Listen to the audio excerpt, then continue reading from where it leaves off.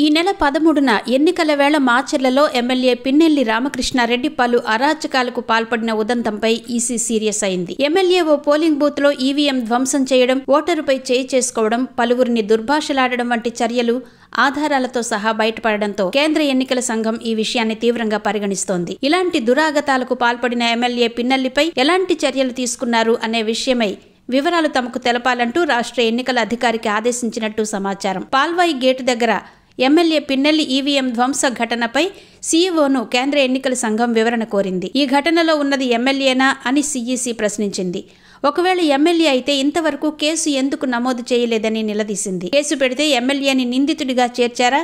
ఒకవేళ నిందితుడిగా చేరిస్తే ఎమ్మెల్యేను అరెస్ట్ చేశారా లేదా అంటూ ప్రశ్నల వర్షం కురిపించింది. ఒకవేళ ఇప్పటి వరకు కేసు పెట్టకుంటే వెంటనే ఎఫ్ఐఆర్ నమోదు చేయాలని ఆదేశించింది. కేసు నమోదు చేసి వెంటనే అరెస్ట్ చేయాలని స్పష్టం చేసిన సీఈసీ బుధవారం సాయంత్రంలోగా నివేదిక సమర్పించాలని ఆదేశించింది.